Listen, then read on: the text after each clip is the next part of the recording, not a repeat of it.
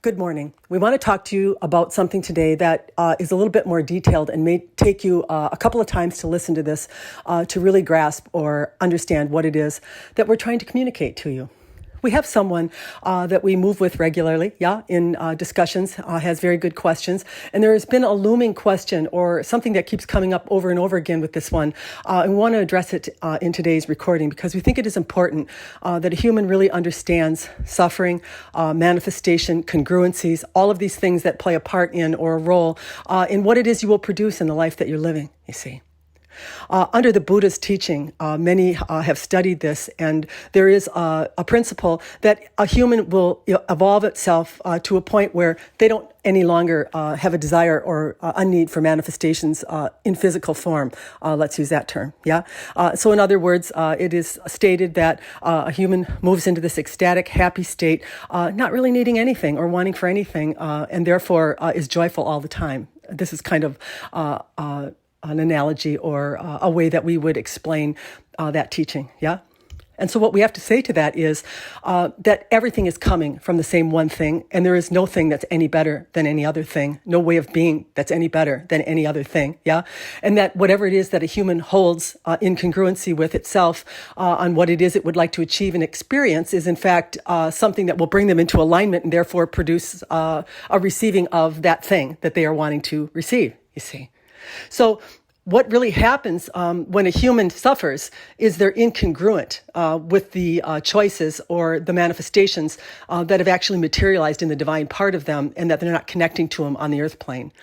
We did a little bit of a discussion the other day on our Q&A. If you're not a member, it's a good thing to have. We have this twice a month, 1 hour questions and answers that people send in for being a member. And we also give out downloadable transmissions of knowledge and wisdom that can be applied to a human's life. So one of the questions that came up, in fact, during that Q&A was this discussion, about suffering and wanting something, just making you want something else and such. And the way we would approach this is in telling you that we've made the statement before, you want it until you don't, anymore. And so it is a choice or an alignment to that choice within the divine part of yourself in what you have created, and then you're human, you see. And so there might be someone who is on a spiritual path, who hears about no one needing anything anymore, being joyful just right where they are, not having to get anything or go anywhere or obtain any type of material possession, let's use that term. But then they still will find themselves on this teeter-totter of going up and down and can't quite understand it. And we would tell you that primarily the reason that they're feeling that suffering is they're not really congruent with not wanting it, They have created something through their desire that has already manifested in the divine plane or where the high part of them resides. And they are still, as a human, even though they are saying that they want to be different, that they don't want to want material things, that they want to raise their consciousness, as they would put it, to a degree where that would no longer be necessary. In fact, that creates a little bit of suffering because the divine part of them knows that the human part of them is in fact not in alignment with not receiving the creation that they have created by an experience they've had. You're going to have to listen to this back a few times to really get the understanding. So if you have had a huge desire and you have spent many of your years in efforting as a human towards it, that culmination of energy through that effort that you have committed to it is residing in the divine part of you. You have actually become that expanded version of yourself that you obtained through suffering and through struggle. It's there. And so now you decide somehow you're going to be different. You're going to actually decide that you don't need that anymore. In fact, that you want to be like the Buddha. You want to be one that is not needing material gain, that's not caring about the income, that's not worried about whether something feels good or bad. And so you kind of want to try to make yourself aligned to something quite different than what you've actually become by the experiences that you've contributed to yourself, you see. This is not something that you can't have. It's not that you cannot change the vibration that you're holding. But we would tell you that if you're finding yourself frustrated, irritated, and then kind of on this teeter-totter of up and down between these two things, it's because you're not congruent with it yet, or ready, let's use that term. And did we say one is better than the other? We didn't. It's just an experience that one wants to have. Whether you decide that you are going to follow a Buddhist teaching and become a Buddhist, and this is the way that you will live your life and align to it, in congruency to it, then that will be your outcome. And you will be quite happy not materializing things in form. You'll be quite happy not having to have anything necessarily. And we're not making fun or saying that that is not a viable thing for you to do.